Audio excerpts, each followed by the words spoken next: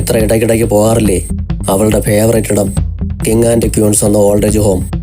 ആ സ്ഥാപനം നടത്തുന്ന പാർവതി രംഗനാഥനാണിത്, മിത്രയുടെ സ്വന്തം പാർവമ്മ. സിദ്ധാർത്ഥിന്റെ വാക്കുകൾ കേട്ട് ഇടിവെട്ടേറ്റതുപോലെ നിൽക്കുകയാണ് അനന്തപത്മനാഭൻ. ആരാണ് വന്നതെന്നറിയാൻ അടുക്കളയിൽ നിന്നും ഹാളിലേക്ക് വന്ന മീനു അവന്റെ വാക്കുകൾ കേട്ട് സ്തംഭിച്ചു നിന്നു. പാർവതി അനന്തപത്മനാഭനെയും മീനുവിനെയും മാറി മാറി നോക്കി. പാർവതിയെ നോക്കുന്ന മീനുവിന്റെ കണ്ണുകളിൽ ദേഷ്യമായിരുന്നു. അനന്തപത്മനാഭൻ പാർവതിയെ നോക്കാതെ മറ്റെങ്ങോട്ടോ മിഴികൾ പായിച്ചു നിന്നു. ഞാൻ മിത്രയോട് പറയാം, അമ്മ മേഡത്തിനെയും കൂട്ടി മുകളിലേക്ക് വാ. പാർവതിയുടെ മുഖത്തേക്ക് നോക്കി ചിരിച്ചുകൊണ്ടാണ് സിദ്ധു അങ്ങനെ പറഞ്ഞത്. ശേഷം അവൻ മുകളിലേക്കുള്ള സ്റ്റെപ്പുകൾ കയറിപ്പോയി. ഡൈനിങ് ഹാളിലേക്കുള്ള വഴിയിൽ നിൽക്കുകയായിരുന്ന മീനുവിൻ്റെ അടുത്തേക്ക് പാർവതി മെല്ലെ നടന്നു ചെന്നു. ചേച്ചി. ആ വിളിയിലെ ഇടർച്ച മനസ്സിലായെങ്കിലും മീനു കനലിരിയുന്ന മിഴികളോടെ അവളെ ഒന്ന് നോക്കി. ചേച്ചിയോ? ആരുടെ ചേച്ചി? ഞാൻ നിനക്കോ നീ എനിക്കോ ആരുമില്ല. വന്നത് എങ്ങനെയാണെന്ന് വെച്ചാൽ അതുപോലെ തിരിച്ചു പോകുന്നതായിരിക്കും നിനക്ക് നല്ലത്. ദേഷ്യത്തോടെ പറയുന്ന മീനുവിനെ നോക്കി പുച്ഛം കലർന്നൊരു ചിരി ചിരിച്ചു പാർവതി. ചേച്ചിക്ക് എന്നെ പേടിയുണ്ടോ? പേടിയോ? എന്തിന്? പേടി എന്തിനെന്ന ചോദ്യം അവിടെ നിൽക്കട്ടെ. ഞാൻ വന്നത് എൻ്റെ മോളെ കാണാനാണ്. ഒരു തവണ അവളെ കണ്ടതിന് ശേഷം ഞാൻ തിരിച്ചു പോവാം. പാർവതിയുടെ വാക്കുകൾ മീനുവിൽ ഉണ്ടാക്കിയ ദേഷ്യത്തിന് കണക്കില്ല. കോപം കൊണ്ടവർ ആടിമുടി ഒന്ന് വിറച്ചു. നിന്റെ മോളോ? നിന്റെ മോളെ അന്വേഷിക്കുന്നത് എൻ്റെ വീട്ടിലാണോ? ചേച്ചി സ്വയം കണ്ണടച്ചിരുട്ടാക്കണ്ട. എൻ്റെ മോളെ ആരുടെ കയ്യിലാണ് ഏൽപ്പിച്ചതെന്നും അവൾ എവിടെയാണ് വളരുന്നതെന്നും വ്യക്തമായി അറിഞ്ഞുകൊണ്ട് ജീവിക്കുന്നവൾ തന്നെയാണ് ഞാൻ. 2 വർഷക്കാലം പാറുവമ്മേ എന്ന് വിളിച്ചുകൊണ്ട് എൻ്റെ പിന്നാലെ നടന്ന കുട്ടിയാ. മോളെന്ന് അവകാശം സ്ഥാപിക്കാനാണെങ്കിൽ എനിക്കത് പണ്ടേ ആകാമായിരുന്നു. എന്നെ സ്നേഹിക്കുന്ന അവളെ കാണാൻ അവൾ സ്നേഹിക്കുന്ന പാറുവമ്മയായിട്ടാണ് ഞാൻ വന്നിരിക്കുന്നത്. ചേച്ചി അതിനെന്നെ അനുവദിക്കണം. പാർവതി താഴ്മയോടെ തന്നെയാണത് പറയുന്നത്. ഞാൻ സമ്മതിക്കില്ല. എൻ്റെ സമ്മതമില്ലാതെ അവളെ നീ കാണുകയുമില്ല. രണ്ടുപേരുടെയും തർക്കങ്ങൾ കേട്ടു നിൽക്കുകയാണ് അനന്തപത്മനാഭൻ. മീനു, അയാൾ ഗൗരവം നിറഞ്ഞ സ്വരത്തിൽ വിളിച്ചു. ഇക്കാര്യത്തിൽ പപ്പേട്ടൻ ഇടപെടണ്ട. ഞാൻ അനുസരിക്കില്ല. എൻ്റെ മോളുടെ മേൽ ഒരു അവകാശവാദത്തിനും ഞാൻ ആരെയും അനുവദിക്കില്ല. സങ്കടം കൊണ്ടും വേദന കൊണ്ടും പാർവതി ഒരു നിമിഷം മിഴികൾ മുറുക്കെ അടച്ചു. പിന്നെ പതിയെ തുറന്നുകൊണ്ടവൾ അനന്തപത്മനാഭനെ നോക്കി. ഞാനൊരു അവകാശവാദത്തിനും വന്നതല്ല. എൻ്റെ കുഞ്ഞിനെ ഒരു നോക്ക് കാണാൻ വേണ്ടി മാത്രം വന്നതാണ്. അവൾക്ക് സുഖമില്ലെന്നറിയുമ്പോൾ വേവുന്നത് എൻ്റെ ഉള്ളമാണ്. എന്നിലെ അമ്മയുടെ ആധി എൻ്റെ ചേച്ചിക്ക് മനസ്സിലായില്ലെങ്കിലും പപ്പേട്ടന് മനസ്സിലാവില്ലേ? എൻ്റെ കുഞ്ഞിനെ എൻ്റെ കൂടെ നിർത്താൻ കഴിയാഞ്ഞിട്ടല്ല ഞാൻ മറ്റൊരാൾക്ക് വിട്ടുകൊടുക്കാൻ തയ്യാറായത്. 6 വയസ്സുവരെ കുഞ്ഞിനെ അമ്മയുടെ കൂടെ വളർത്താൻ നിയമം അനുവദിക്കുന്നുണ്ടായിരുന്നു. എന്നാൽ 6 വയസ്സുവരെ എൻ്റെ കൂടെ എൻ്റെ മോൾ വളർന്നാൽ അവൾക്ക് എന്നോടുള്ള അടുപ്പം കൂടും. എന്നെ വിട്ടുപിരിയാൻ അവൾക്കോ അവളെ വിട്ടുപിരിയാൻ എനിക്കോ കഴിയാതെ വരും. അതുമാത്രമല്ല, അവളെ ഒരു കൊലപാതകിയുടെ മകളായി പുറം ലോകം അറിയുന്നത് എനിക്ക് സഹിക്കാൻ കഴിയുമായിരുന്നില്ല. അവൾക്ക് നല്ലൊരു ഐഡന്റിറ്റി നേടിക്കൊടുക്കാൻ വേണ്ടിയാണ് ഞാൻ അവളെ എന്നിൽ നിന്നും അടർത്തി മാറ്റിയത്. മൂർത്തി സാറിന് നിങ്ങളുടെ അഡ്രസ്സ് കൊടുത്തു ഞാനാ.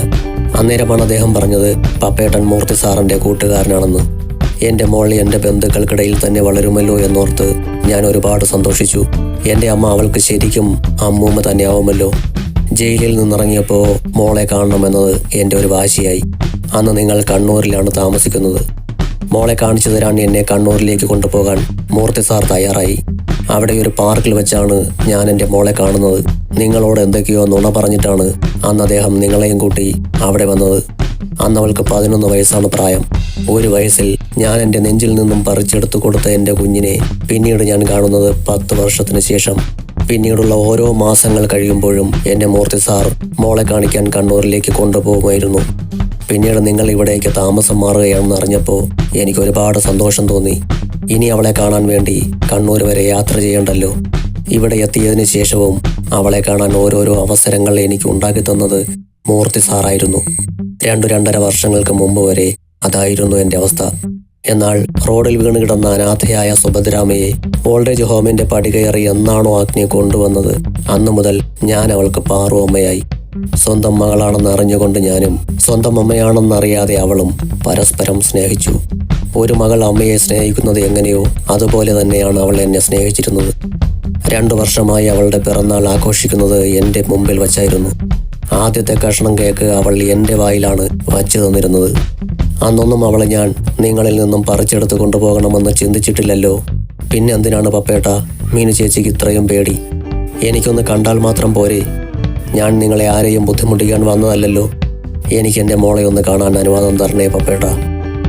കണ്ണുനീരോടെ തൻ്റെ മുമ്പിൽ നിന്ന് യാചിക്കുന്നവളെ നോക്കി അയാൾ ഒരു നിമിഷം കണ്ണുകൾ അടച്ചു. അന്നേരം അയാളുടെ കണ്ണുകളിൽ കണ്ണുനീരിൻ്റെ നനവുണ്ടായിരുന്നു. മീനൂട്ടി. അയാൾ മീനുവിന് നേർക്ക് തിരിഞ്ഞ് പതിയെ വിളിച്ചു. സത്യങ്ങൾ എന്താണെന്ന് ലക്ഷ്മിക്ക് അറിയാവുന്നതുപോലെ നമുക്കും അറിയാം. സത്യത്തിൻ്റെ നേർക്ക് പല്ലിളിച്ച് കാണിച്ചിട്ട് കാര്യമില്ലല്ലോ. ലക്ഷ്മിക്ക് അവളുടെ മകളെ ഒന്ന് കാണണമെന്നത് അവളുടെ അവകാശമാണ്. ആ അവകാശത്തെ മറികടക്കാൻ നമുക്ക് അധികാരമില്ല. ലക്ഷ്മി എന്ന് മിത്രമോൾക്ക് ജന്മം കൊടുത്തതുകൊണ്ടല്ലേ നമുക്കവളെ വളർത്താൻ കിട്ടിയത്. അങ്ങനെയൊരു മകളെ നമുക്കായി തന്നതിന് ലക്ഷ്മിയോട് നന്ദി പറയുകയല്ലേ വേണ്ടത്. ലക്ഷ്മി വാ, മോള് കിടക്കുന്നത് മുകളിലാണ്. അനന്തപത്മനാഭന്റെ വാക്കുകളെ മീനു എതിർത്തില്ല. രണ്ടുപേരും മുകളിലേക്ക് പോകുന്നത് നോക്കി അവൾ വെറുതെ ചുവരും നിന്നു. കണ്ണുകൾ നിറഞ്ഞൊഴുകുന്നത് അവൾ വാശിയോടെ തുടയ്ക്കുന്നുണ്ട്.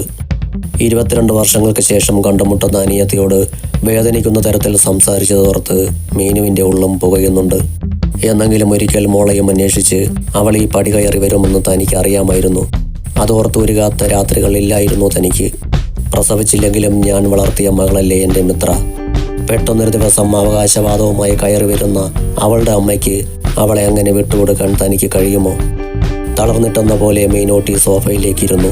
മുകളിലേക്ക് പോകണമെന്ന് മനസ്സ് പറയുന്നുണ്ടെങ്കിലും ശരീരം അതിന് വഴങ്ങിയില്ല. അനന്തപത്മനാഭൻ പാർവതിയെയും കൂട്ടി മുകളിലേക്ക് ചെല്ലുമ്പോൾ മിത്രയുടെ വാതിൽ അടഞ്ഞു കിടക്കുകയായിരുന്നു. പാറുവമ്മ വന്നത് അറിയിക്കാൻ പോയ സിദ്ധുവിനെ അവിടെയെങ്ങും കണ്ടതുമില്ല. അടഞ്ഞു കിടക്കുന്ന വാതിൽ തുറന്നുകൊണ്ട് അനന്തപത്മനാഭൻ അകത്തേക്ക് കടന്നു. പിന്നാലെ പാർവതിയും. നല്ല മയക്കത്തിലായിരുന്നു മിത്ര. പാർവതി ബെഡിൽ അവൾ കരികിലായിരുന്നു. പതിയെ മുടിയിലൂടെ വിരലോടിച്ചു.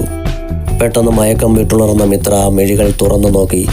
തൻ്റെ അരികിലായിരിക്കുന്ന പാറുവമ്മയെ കണ്ടതും ആദ്യം അവളുടെ മിഴികൾ ഒന്ന് വികസിച്ചെങ്കിലും അടുത്ത നിമിഷം ആ മിഴികളിലെ പ്രകാശം കെട്ടതുപോലെ തോന്നി. അടുത്തു നിൽക്കുന്ന അച്ഛൻ്റെ മുഖത്തേക്കും അവളൊന്ന് നോക്കി. പിന്നെ വരുത്തി തീർത്ത പുഞ്ചിരിയോടെ വീണ്ടും പാർവതിയുടെ നേർക്ക് നോക്കി. പാറുവമ്മ എപ്പോ വന്നു? പുഞ്ചിരി മങ്ങാതെ തന്നെ അവൾ ചോദിച്ചു. ഇപ്പോൾ കുറച്ചു നേരമേ ആയിട്ടുള്ളൂ. അവരും പുഞ്ചിരിച്ചു. ആ തിരക്കിനിടയിൽ നിന്നും പാറുവമ്മ എന്തിനാ ഇപ്പോൾ ഇങ്ങോട്ട് വന്ന്? 2 ദിവസം കഴിഞ്ഞാൽ ഞാൻ ഓക്കെ ആവില്ലേ? അന്നേരം ഞാൻ തന്നെ വരുമല്ലോ അവിടേക്ക്. മിത്ര സ്വാഭാവികമായി സംസാരിക്കുന്ന രീതിയിൽ തന്നെയാണ് പറയുന്നത്. എന്നാലും അഗ്നി, നിനക്ക് വയ്യ എന്ന് കേട്ടപ്പോൾ ഓടി വരാൻ തോന്നി, അതാ ഞാൻ. നിറയുന്ന കണ്ണുകൾ അമർത്തി തുടച്ചുകൊണ്ട് പാർവതി പറയുമ്പോൾ നിർവികാരതയോടെ അവരുടെ മുഖത്തേക്ക് തന്നെ നോക്കിക്കിടന്നു മിത്ര. അവരെ സംസാരിക്കാൻ വിട്ടുകൊണ്ട് അനന്തപത്മനാഭൻ തിരികെ നടന്നു. സ്റ്റെപ്പിനടുത്തേക്ക് നടക്കുമ്പോഴാണ് ലക്ഷ്മി വന്ന വിവരം പറയാനായി പോയ സിദ്ധുവിനെ കുറിച്ച് അനന്തപത്മനാഭൻ ഓർക്കുന്നത്. ഇവനിതെവിടെ പോയി? അങ്ങനെ ചിന്തിച്ചുകൊണ്ട് സിദ്ധുവിൻ്റെ മുറിയിലേക്കൊന്ന് എത്തി നോക്കി അനന്തപത്മനാഭൻ. ബെഡിൽ കമഴ്ന്ന് കിടക്കുന്നവനെ കണ്ടതും എന്തോ പന്തുകേട് തോന്നിയതിനാൽ അയാൾ റൂമിലേക്ക് കയറി ചെന്നു. സിദ്ധു, നീ എന്താ കിടക്കുന്നത്? സുഖമില്ലേ? അച്ഛൻ്റെ ചോദ്യത്തിന് അവൻ തലയുയർത്തി അയാളെ നോക്കി. നീ കരഞ്ഞോ? മുഖമെന്താ വല്ലാതിരിക്കുന്നത്? അവൻ്റെ കലങ്ങിയ കണ്ണുകളിലേക്ക് നോക്കി അയാൾ ചോദിച്ചു. ഒന്നുമില്ലെന്ന് ചുമൽ കൂച്ചിക്കൊണ്ട് അവൻ ബെഡിൽ എഴുന്നേറ്റിരുന്നു. താഴെ നടന്ന സംഭാഷണങ്ങളെല്ലാം സിദ്ധു കേട്ടിരിക്കുന്നു എന്ന് അവൻ്റെ മുഖഭാവത്തിൽ നിന്നും അയാൾക്ക് മനസ്സിലായി. പാർവമ്മ വന്നെന്ന് അറിയിക്കാനായി മിത്രയുടെ റൂമിൽ വന്നപ്പോൾ അവൾ നല്ല ഉറക്കത്തിലാണ്. അതോടെ അവളെ വിളിക്കാതെ അവൻ താഴോട്ട് വരികയായിരുന്നു. അന്നേരമാണ് ഹാളിലെ ആ സംഭാഷണങ്ങൾ അത്രയും നടന്നത്. നീ എല്ലാം കേട്ടല്ലേ? അവൻ സങ്കടം നിറഞ്ഞ കണ്ണുകളോടെ അയാളുടെ മുഖത്തേക്ക് നോക്കി. അവർ മിത്രമോളെ തിരികെ ആവശ്യപ്പെടുമോ അച്ഛാ? നമുക്കവളെ നഷ്ടപ്പെടുമോ? അവൻ്റെ വാക്കുകളിൽ ഇടർച്ചയുണ്ട്. ആവശ്യപ്പെട്ടാൽ തരില്ലെന്ന് പറയാൻ നമുക്ക് കഴിയില്ലല്ലോ മോനെ. മിത്രമോൾ ഒന്നും അറിയാത്ത സ്ഥിതിക്ക് ലക്ഷ്മി അങ്ങനെ ആവശ്യപ്പെടില്ല എന്ന് നമുക്ക് വിശ്വസിക്കാം.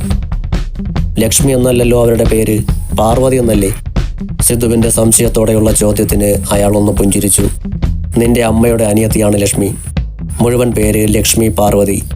അവളെ അറിയുന്നവർക്കെല്ലാം അവൾ ലക്ഷ്മിയായിരുന്നു. ജയിലിൽ നിന്നും പുറത്തിറങ്ങിയപ്പോൾ ആരും തിരിച്ചറിയാതിരിക്കാൻ പാർവതി എന്ന പേര് സ്വീകരിച്ചതാവാം. മിത്രയെക്കുറിച്ച് ആലോചിച്ച് നീ ടെൻഷനാവണ്ട. അവളൊരു പെൺകുട്ടിയാണ്. നാളെ മറ്റൊരു വീട്ടിലേക്ക് നമുക്ക് അവളെ പറഞ്ഞയക്കേണ്ടതായി വരും. ഞാൻ പറഞ്ഞു വരുന്നത് എന്താണെന്ന് വെച്ചാൽ, എന്നായാലും ഒരു വേർപിരിയൽ അനിവാര്യമാണ്. പക്ഷെ നമ്മൾ അവൾക്ക് ആരുമല്ലെന്ന് അവൾ തിരിച്ചറിയില്ലേച്ചാ? ആര് പറഞ്ഞു സിദ്ധു ഈ അസംബന്ധം? എങ്ങനെയായാലും അവൾ നിന്റെ അനിയത്തിയല്ലേ? നിന്റെ അമ്മയുടെ അനിയത്തിയുടെ മകൾ നിനക്ക് ആരുമല്ലാതെയാകുന്നതെങ്ങനെ? നീ എഴുന്നേറ്റ് താഴേക്കുക. അവിടെ മീനൂട്ടി ആകെ സങ്കടത്തിലാണ്. അങ്ങനെ പറഞ്ഞുകൊണ്ട് അനന്തപത്മനാഭൻ തിരികെ നടന്നു. 5 മിനിറ്റ് നേരം കണ്ണടച്ച് കിടന്നതിന് ശേഷം അവനും എഴുന്നേറ്റ് താഴേക്ക് പോയി. എനിക്ക് പാർവമ്മയോട് പറയാൻ ഒന്നേ ഉള്ളൂ. അനന്തപത്മനാഭൻ പുറത്തേക്ക് പോയതും മിത്രയുടെ മുഖത്തെ ഭാവം മാറി. നിങ്ങൾ ആരാണെന്ന് എനിക്കും ഞാൻ ആരാണെന്ന് നിങ്ങൾക്കും ഇപ്പോൾ വ്യക്തമായി അറിയാം. അതുകൊണ്ട് ഇനി ഒരിക്കലും എന്നെ കാണാൻ നിങ്ങൾ ഇവിടേക്ക് വരരുത്. എനിക്കത് ഇഷ്ടമല്ല. എൻ്റെ ജന്മരഹസ്യങ്ങൾ എനിക്കറിയാമെന്ന് ഇവിടെയുള്ളവർക്കറിയില്ല. അതവരെ അറിയിക്കരുത്. എൻ്റെ മീനൂട്ടിക്ക് അതൊരിക്കലും സഹിക്കാൻ കഴിയില്ല. മിത്ര പറയുന്നത് കേട്ട് കണ്ണുനീരോടെ തലകുനിച്ചിരിക്കുകയാണ് പാർവതി. ഇനി ഒരിക്കലും ഞാൻ ഓൾഡ് ഏജ് ഹോമിലേക്ക് വരില്ല. അമ്മ എന്ന സ്ഥാനത്ത് എനിക്ക് നിങ്ങളെ കാണാൻ കഴിയാത്തിടത്തോളം നമ്മൾ ഒരിക്കലും കാണാതിരിക്കുന്നതാണ് നല്ലത്. എനിക്കിനി ഒന്നും പറയാനില്ല. നിങ്ങൾക്ക് പോകാം. പാറു അമ്മയെന്ന് ഒത്തിരി സ്നേഹത്തോടെ വിളിച്ചിരുന്ന തൻ്റെ മകൾ തന്നെയാണോ ഇത്? നനഞ്ഞ പീലികളിൽ ഊറി നിന്ന നീർമുത്തുകളെ കൈകൊണ്ട് അമർത്തി തുടച്ചുകൊണ്ട് പാർവതി പുറത്തേക്ക് ഇറങ്ങി. ചെയ്തു തീർക്കാൻ ഒരുപാട് കാര്യങ്ങളുണ്ട്. എനിക്ക് ചുറ്റും ഞാൻ സൃഷ്ടിച്ചെടുത്ത ഈ പുകമറ അങ്ങനെ തന്നെ ഇരിക്കട്ടെ. ലക്ഷ്യത്തിലെത്തുന്നവരെ തൻ്റെ മനസ്സിൽ സെന്റിമെന്റ്സിന് സ്ഥാനമില്ല.